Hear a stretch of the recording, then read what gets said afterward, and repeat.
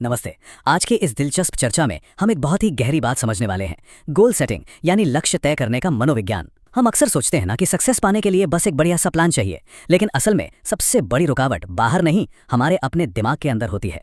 इस पूरी चर्चा में हम उन्हीं मनोवैज्ञानिक रुकावटों को डिकोड करेंगे जो हमें लंबी रेस का घोड़ा बनने से रोकती हैं। हम सीधे उन बुनियादी कारणों पर बात करेंगे, जैसे खुद को धोखा देना और बार बार ध्यान भटकना, जो असल में हमारी राह का रोड़ा है। अब एक बहुत ही चुभने वाली सच्चाई है, कोई और हमसे उतने झूठ नहीं बोलता जितना कि हम खुद अपने आप से बोलते हैं। सुनने में थोड़ा कड़वा लग रहा है ना, लेकिन जरा सोचिए, हम कितनी बार खुद से बड़े बड़े वादे करते हैं कि बस कल से तो ये काम पक्का शुरू, और एक हफ्ते बाद हम ठीक वहीं खड़े होते हैं जहां पहले थे। हर साल नए रेजोल्यूशन, नई योजनाएं, और फिर वही पुरानी कहानी।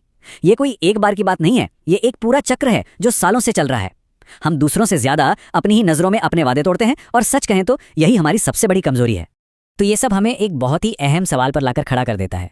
जो योजनाएं हमने 2 साल पहले बनाई थी वो आज तक अधूरी क्यों है? पिछले साल कुछ तय किया था वो नहीं हुआ, इस साल भी कुछ प्लान करेंगे और अगर नजरिया नहीं बदला तो गारंटी है कि वो भी नहीं होगा। इस सवाल का मकसद सिर्फ काम टालने या प्रोक्रास्टिनेशन को समझना नहीं है, बात इससे कहीं ज्यादा गहरी है।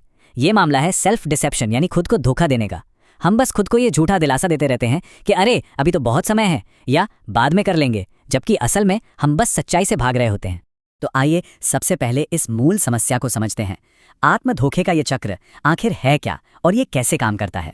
हम अक्सर एक बहुत बड़ी गलतफहमी पाल लेते हैं कि हमसे फोकस नहीं होता, लेकिन सच बताएं, ये फोकस करने की क्षमता की कमी है ही नहीं। बात सिर्फ इतनी है कि वो खास काम हमारे लिए सच में मायने ही नहीं रखता। इसे प्रायोरिटी मिसअलाइनमेंट कहते हैं। जब कोई चीज हमारी प्राथमिकता नहीं होती तो हमें खुद को उसे करने के लिए जबरदस्ती धकेलना पड़ता है। हम थका देने वाले सख्त टाइम टेबल बनाते हैं।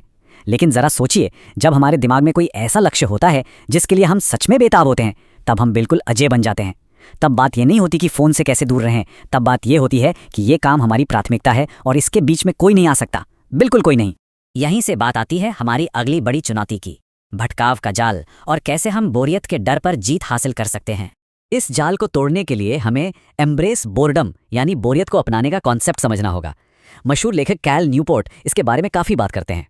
ये असल में लगातार नई उत्तेजनाओं या कहें नए स्टिमुलाई को खोजने की जो हमारी एक खुजली होती है ना, उसे रोकने का अभ्यास है। आज के समय में डिजिटल ऐप्स कुछ इस तरह डिजाइन किए गए हैं कि हमें हर मिनट कुछ नया चाहिए। 5 मिनट पढ़ाई की और फिर 15 मिनट फोन। क्यों? क्योंकि हमें ऐसे कंडीशन कर दिया गया है कि हम खाली बैठना या बोर होना बर्दाश्त ही नहीं कर सकते। जैसे ही हल्की सी बोरियत होती है, हाथ अपने आप फोन पर चला जाता है। ये कंपनियों के लिए तो बहुत बढ़िया है, लेकिन हमारी फोकस करने की जो असली ताकत है ना, उसे ये पूरी तरह खोखला कर रहा है। देखा जाए तो हम हर दिन एक चौराहे पे खड़े होते हैं। एक तरफ है चीप डोपामाइन, यानी वो सस्ता डोपामाइन जो सोशल मीडिया पर बेतहाशा स्क्रॉल करने से मिलता है। ये बड़ा आसान है, बड़ा लुभावना है, लेकिन इसकी कोई असली वैल्यू नहीं है। और दूसरी तरफ है ट्रू नॉलेज या सच्चा ज्ञान, जो किसी काम में गहराई से डूबने या अच्छी ऑडियो बुक सुनने से मिलता है। अब सस्ता डोपामाइन हमें तुरंत एक खुशी की लहर तो दे देता है, लेकिन अंदर ही अंदर हमें खाली कर रहा है, जबकि सच्चा ज्ञान वो हमें लंबी रेस के लिए मानसिक रूप से मजबूत और सफल बनाता है। चॉइस हमारी है कि हम अपनी एनर्जी कहाँ लगा रहे हैं। तो सवाल यह है कि इस सस्ते डोपामीन से बचा कैसे जाए। खैर, इसके 3 बहुत ही प्रैक्टिकल कदम हैं। पहला कदम, अपने अंदर उठने वाली उस बेचैनी को पहचानना जब हम बिना सोचे समझे बस एंटरटेनमेंट के लिए फोन उठाना चाहते हैं। दूसरा कदम, उस वक्त फोन की जगह कोई प्रोडक्टिव विकल्प चुनना, जैसे मान लीजिए कोई एजुकेशनल ऑडियो बुक सुन ली। और तीसरा कदम, ज्ञान बटोरने के लिए हमेशा अलग से समय निकालने की कोई जरूरत नहीं है। रोजमर्रा के छोटे मोटे काम करते हुए, जैसे सफाई करना या ड्राइविंग करना, हम उस समय का इस्तेमाल कुछ नया सीखने में कर सकते हैं। ये बिना सोचे समझे स्क्रॉल करने की आदत को एक बहुत ही पावरफुल आदत से बदलने का एक शानदार तरीका है। अब बात करते हैं एक बहुत ही कड़वे सच की, समय की सच्चाई और हमारी कठोर प्राथमिकताएं। 1440 1440 सिर्फ एक नंबर नहीं है, ये एक बहुत बड़ा सच है। हम दुनिया के किसी भी कोने में हों, कितने भी अमीर हों या गरीब, हमारे पास और दुनिया के सबसे कामयाब इंसान के पास दिन में सिर्फ 24 घंटे ही होते हैं। और 24 घंटे का सीधा सा मतलब है ठीक 1440 मिनट। सबसे बड़ा और एकदम आर पार का सवाल यह है कि हम इन 1440 मिनटों को कैसे खर्च कर रहे हैं। क्या हमने आज कोई प्रोग्रेस की? क्योंकि आखिर में यही मिनट जुड़कर हमारी कामयाबी या नाकामी की पूरी कहानी लिखते हैं। सबसे अहम बात समझने वाली ये है कि समय को किसी जादू की छड़ी से पैदा नहीं किया जा सकता, इसे सिर्फ और सिर्फ प्रायोरिटी दी जा सकती है। ये ख्याल तो दिमाग से निकाल ही देना चाहिए कि हम किसी काम के लिए वक्त निकालेंगे। कहीं कोई एक्स्ट्रा टाइम रखा नहीं है जिसे हम निकाल लेंगे। हम सिर्फ ये चुन सकते हैं कि जो समय हमारे पास है उसे कहाँ लगाना है। क्या हम अपना समय सोशल मीडिया पर रील देखने में बिताएंगे या कुछ ऐसा पढ़ने में जो हमारे दिमाग की धार तेज करे? सच तो ये है कि टाइम मैनेजमेंट और कुछ नहीं, बस बड़ी बेरहमी से अपनी प्राथमिकताओं को तय करने का नाम है। इस प्रायोरिटी वाले फंडे को और अच्छे से समझने के लिए रिवर्स इंजीनियरिंग की तकनीक बड़ी काम आती है। हम अक्सर जोश में कहते हैं ना, अगले 10 सालों में तो हम दुनिया मुट्ठी में कर लेंगे, लेकिन 10 साल का वो पहाड़ जैसा लक्ष्य तब तक सिर्फ एक ख्याली पुलाव है जब तक हम उसे छोटे छोटे और मुमकिन कदमों में नहीं तोड़ते। उस 10 साल के लक्ष्य को पहले 1 साल, फिर 6 महीने, 1 महीना, 1 हफ्ता और खींचकर सीधे आज पर लाना होता है। हमें ये जानना होगा कि हम आज, जी हाँ, आज ऐसा क्या कर रहे हैं जो उस 10 साल के सपने को सच बनाएगा। अगर हम आज नहीं जीतते, अगर हम आज काम नहीं करते, तो यकीन मानिए जिंदगी भर हमारे लक्ष्य बस कागज पर ही रहेंगे। अगर जिंदगी में एक ही जगह अटके नहीं रहना है तो शुरुआत आज और अभी से करनी होगी।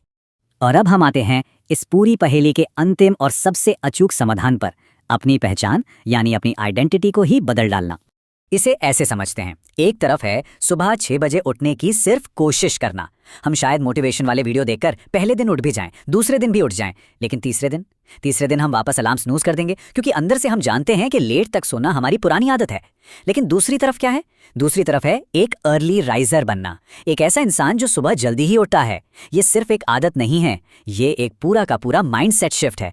ये इस बात पर फोकस करना है कि हम पूरी तरह से वो इंसान ही बन जाएं जिसके पास सुबह जल्दी उठने का एक जबरदस्त सेल्फ कंट्रोल है। आखिर ऐसा क्यों होता है? बस यही तो पहचान की, आइडेंटिटी की असली ताकत है। जो साधारण आदतें होती है ना, वो उस मोटिवेशन पर टिकी होती है जो हवा के बुलबुले की तरह कभी भी फूट सकता है। लेकिन जब हम किसी चीज़ को अपनी आइडेंटिटी बना लेते हैं तो वो सीधा हमारे ईगो, हमारे सेल्फ रिस्पेक्ट से जुड़ जाती है। फिर हमारा फोकस सिर्फ उस काम को करने पर नहीं रहता, बल्कि उस इंसान पर होता है जो हम बनना चाहते हैं। हम खुद से कहते हैं, हम ऐसे इंसान नहीं हैं जो काम टालते हैं, हम वो हैं जिनका खुद पर पूरा कंट्रोल है। ये जो सोच है ना, ये उस टेम्पररी विल पावर की कमजोरी को हमेशा के लिए खत्म कर देती है, क्योंकि अब हम वो कर रहे हैं जो हम असल में हैं, न कि सिर्फ वो जो हम करना चाहते हैं। और यही लंबी रेस में टिके रहने की सबसे बड़ी चाबी है। तो आज की इस गहरी चर्चा को खत्म करते हुए एक बहुत ही झकझोर देने वाला सवाल हमारे सामने आता है। आज हम कौन सी पहचान बनाने का फैसला करेंगे? क्या हम वो इंसान बनना चुनेंगे जो खुद से ही झूठ बोलता है और हर छोटी चीज से डिस्ट्रैक्ट हो जाता है, या फिर वो इंसान जो अपने पूरे कंट्रोल में है और अपने समय की एक एक बूंद की कदर करता है? ये सब पूरी तरह इस बात पर टिका है कि हम आज इसी पल क्या तय करते हैं। हमें खुद के अंदर झांकना होगा, अपनी प्रायोरिटीज सेट करनी होंगी और अपनी उस नई पहचान की तरफ पहला कदम बढ़ाना ही होगा। इस चर्चा का हिस्सा बनने के लिए बहुत बहुत शुक्रिया। उम्मीद है आज हमने यहाँ कुछ ऐसा जरूर सीखा है जो हमारे लक्ष्यों तक पहुँचने का रास्ता साफ करेगा। बस सीखते रहिए और पूरी तरह फोकस्ड रहिए।